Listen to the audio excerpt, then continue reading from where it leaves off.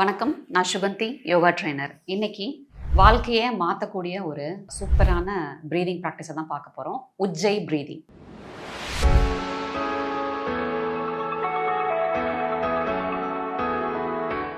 So உஜ்ஜை breathing எப்படி பண்ணணும்னு பார்க்கறதுக்கு முன்னாடி இதோட பெனிஃபிட்ஸ் என்னன்னா, ஃபிசிக்கலாகவும் நிறைய பெனிஃபிட்ஸ் இருக்குது, எமோஷ்னலாகவும் நிறைய பெனிஃபிட்ஸ் இருக்குது.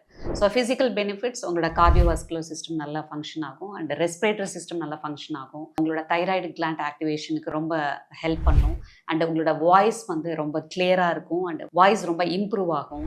நீங்கள் நிறைய பேசுகிறீங்க, உங்கள் பேச்சால் தான் உங்கள் பிஸ்னஸே நடக்குது. வாய்ஸ் இன்னும் கிளியராக போல்டாக இம்ப்ரூவ் ஆகணும் வாய்ஸ் அப்படின்னா நீங்கள் டெய்லி உஜ்ஜை ப்ராக்டிஸ் பண்ணணும். ஃபிசிக்கலாக இது நிறையா இந்த மாதிரி பெனிஃபிஷியலாக இருக்குங்கிறத தாண்டி எமோஷ்னலாக இது எப்படி ஹெல்ப் பண்ணுது அப்படின்னா, உங்கள் மைண்டு ரொம்ப காமாகும், உங்களோட தாட்ஸ் ஓவர் திங்கிங் குறையும். அண்டு மெயின் பெனிஃபிட்டாக நான் பார்க்குறது, உங்களோட எமோஷ்னல் பேகேஜ் வருஷக்கணக்காக நீங்கள் சுமந்துட்டுருக்கிற தேவையில்லாத அன்வான்ட் எமோஷன்ஸ் ஒரு அழுக்கு மாதிரி மனசில் நிறையா படிஞ்சிருக்கும்.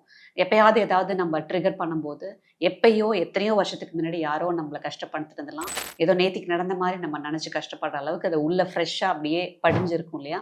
ஸோ அந்த எமோஷ்னல் பேகேஜ் எல்லாம் வாஷ் அவுட் பண்ணுறதுக்கு இந்த உஜ்ஜை ப்ரீதிங் ஹெல்ப் பண்ணும். ஒரு சிங்கிள் ப்ரீதிங் ப்ராக்டிஸ் எப்படிங்க வருஷக்கணக்காக மனசில் படிஞ்சிருக்கிற எமோஷ்னல் வேஸ்ட்டை கிளியர் பண்ணும் அப்படின்னா, இது வருஷக்கணக்கான ஆராய்ச்சி. குடும்பத்தை விட்டு தனியாக போய் காட்டில் வாழ்கிறப்போ அவங்களுக்கு எமோஷ்னலாகவும் ஸ்ட்ராங்காக இருக்கணும். அவங்கள பார்த்துக்க யாரும் இருக்க மாட்டாங்க, தனியாக தான் வாழணும். ஸோ அப்போ எமோஷ்னலி ஸ்ட்ராங்காக இருந்தால் தான் அவங்க யோகிக் பாத்தில் அவங்க சிறப்பாக செயல்பட முடியும். ஸோ இந்த உஜ்ஜை ப்ரீதிங் தான் அவங்க வாழ்நாள் முழுக்க ப்ராக்டிஸ் பண்ணாங்க எவ்ரிடே.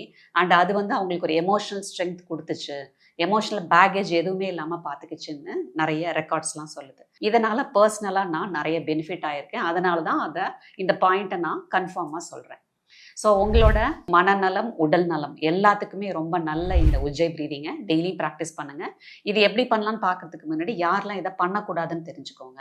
உங்களுக்கு ஏதாவது ரெஸ்பிரேட்டரி இஷ்யூஸ் இருக்குன்னா, ஆஸ்துமா மாதிரி ரெஸ்பிரேட்டரி இஷ்யூஸ் இருக்குன்னா நீங்கள் டாக்டரை கன்சல்ட் பண்ணிக்கோங்க. இல்லாட்டி பண்ணும்போது டிஃபிகல்ட்டி வந்தால் அதை நீங்கள் ஸ்டாப் பண்ணிவிடுங்க.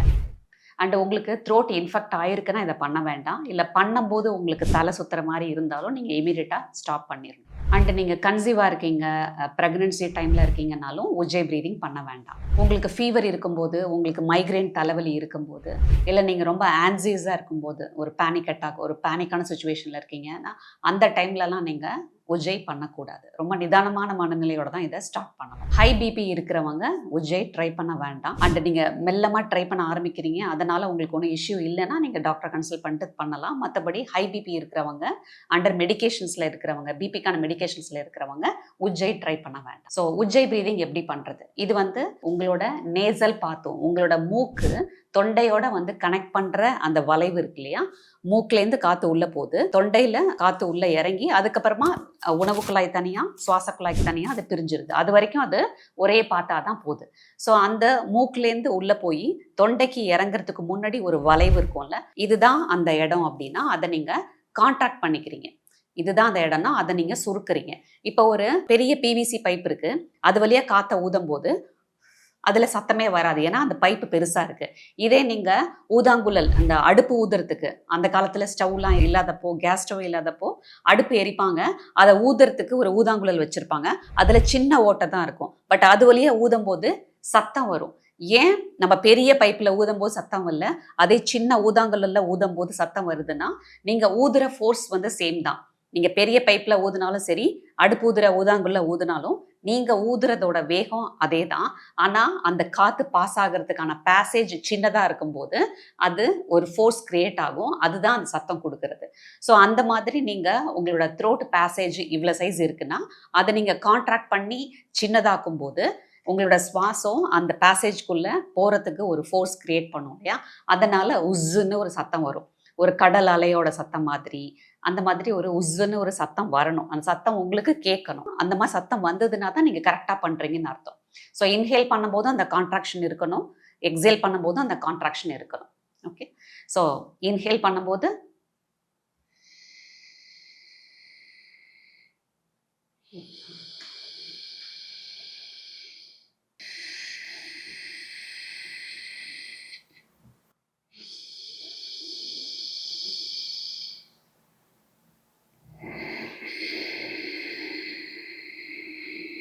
இந்த மாதிரி சத்தம் உங்களுக்கு கேட்கணும். ஸோ இந்த சத்தம் உங்களுக்கு கேட்கலன்னா நீங்கள் உங்கள் த்ரோட் பேசேஜை கான்ட்ராக்ட் பண்ணல. அதனால அந்த பெரிய ஹோலில் அது கம்ஃபர்டபுளாக போகுது, சத்தம் கேட்கலன்னு அர்த்தம். நீங்கள் அதை சுருக்கினா தான் அந்த சத்தம் கேட்கும். ஸோ உங்களுக்கு நேச்சுரலாக சுருக்கத்துக்கு வரலை, சுருக்காததுனால உங்களுக்கு உஜ்ஜை ப்ரீதிங்கோட சத்தம் உஸ்ஸுன்னு கேட்கல அப்படின்னா நீங்கள் ஃபஸ்ட்டு இமேஜினேஷனை ஆட் பண்ணி பழகிக்கலாம். அதாவது உங்களோட வாயில் ஒரு ஸ்ட்ரா வச்சு ஒரு ஜூஸை உறிஞ்சினா என்ன ஃபோர்ஸ் கொடுப்பீங்க?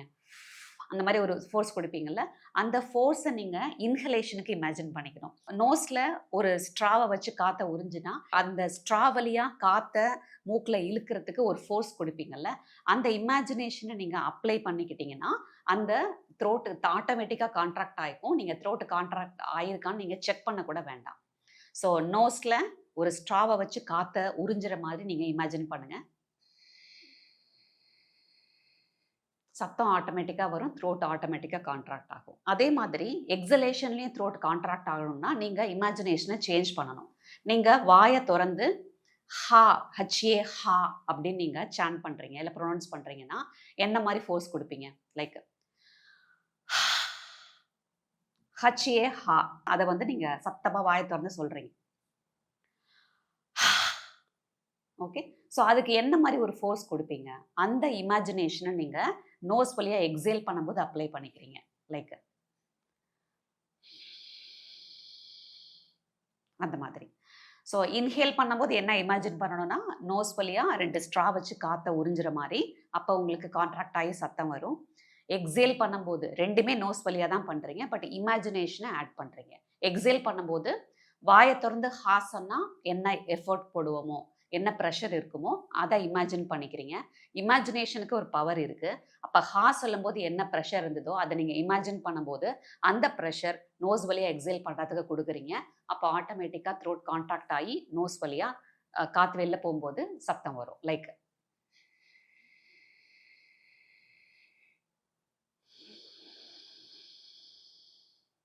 இந்த சத்தம் நீங்கள் நார்மலாக எக்ஸேல் பண்ணும்போது வர சத்தம் இல்லை. லைக் நம்ம இப்படி ஃபோர்ஸ்ஃபுல்லாக இப்படி பண்ணால் சத்தம் வருது இல்லை, அந்த சத்தம் இல்லை. இது கான்ட்ராக்ட் ஆகிறதுனால வர சத்தம் ஒரு கடல் அலை மாதிரி உஸ்ஸுன்னு சத்தம் கேட்கணும்.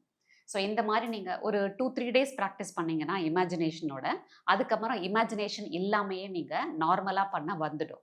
அது உங்கள் கைனடிக் மெமரியில் ஃபிக்ஸ் ஆகிடும். சின்ன வயசில் நம்ம சைக்கிள் ஓட்ட கற்றுக்கும் போது பின்னாடி யாராவது சைக்கிளை பிடிச்சிட்டு வருவாங்க. ஆனால் நம்மளுக்கு ஒரு நாள் சைக்கிள் ஓட்ட வந்ததுக்கு அப்புறமா பின்னாடி யாரும் பிடிச்சிக்க தேவையில்லை இல்லையா? அந்த மாதிரியே தான் நீங்கள் 20 வருஷம் சைக்கிள் ஓட்டாட்டியும் உங்களோட சைக்கிள் ஓட்ட முடியும் உங்களால் அப்படிங்கிறது மெமரியில் பதிஞ்சிருக்கும்.